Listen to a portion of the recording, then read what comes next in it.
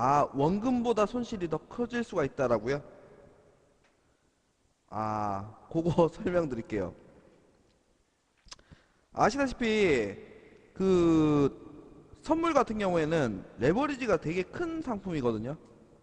예를 들어서 지금 그 자, 240포인트 기준으로 설명을 드릴게요.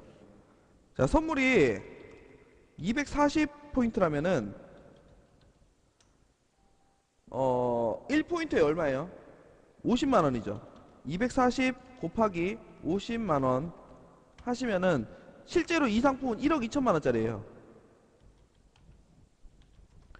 그럼 만약에 지금 같은 경우에 선물이 손실이 나면 어디까지 날 수가 있어요? 예전 같은 경우에는 선물이 상한가가 10%일 경우에는 선물 지수가 10% 빠지면은 24포인트까지 빠질 수가 있죠. 24포인트까지 빠질 수가 있잖아요. 만약 240포인트라면은.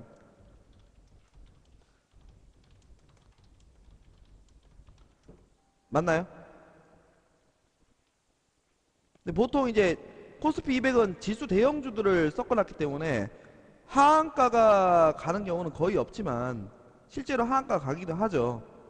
근데 만약에 주식 같은 경우에는 점 하한가가 가잖아요. 점 하한가가 내가 반대 매매를 할 수 없는 상황에서 점 하한가가 가는데 선물 같은 경우에는 그런 경우는 없었단 말이에요. 여태까지. 근데 만약에 점 하한가가 가면은 그 누가 물어줘요? 자, 지금 10% 빠졌다고 가정을 하면은 24포인트 빠지죠. 240포인트 기준으로. 그러면은 10% 빠지면 얼마 손실이에요? 1200만원 손실이죠. 그죠? 그 다음날 아침에 시작했는데 하한가에서 내가 청산을 못했어요. 또 빠졌어요. 그럼 손실이 더 커지겠죠? 그럼 내 증거금은 얼마예요? 증거금은 본계좌의 경우에 지금 증거금이 한 1200만원 정도 되는데 제가 지금 정확하게 본계좌 증거금이 몇 프로인지 제가 모르겠어요. 근데 1200만원이라고 가정을 하고 추가로 손실이 더 났잖아요. 그럼 어떻게 해야 돼요? 메꿔 넣어야 돼요.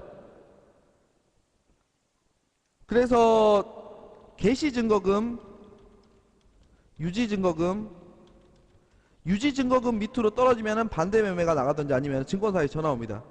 돈 더 넣으시라고.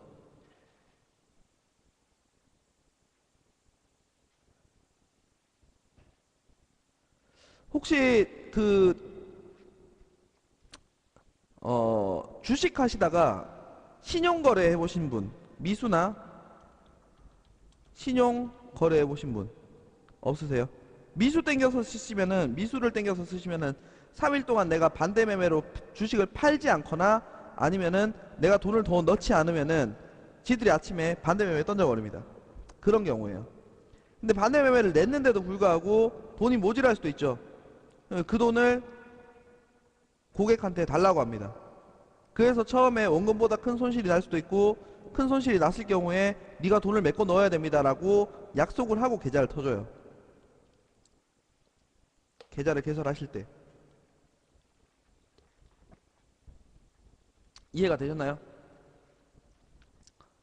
실제로 만약에 양매도 때려놨는데 양매도 때려가지고 버텼어요.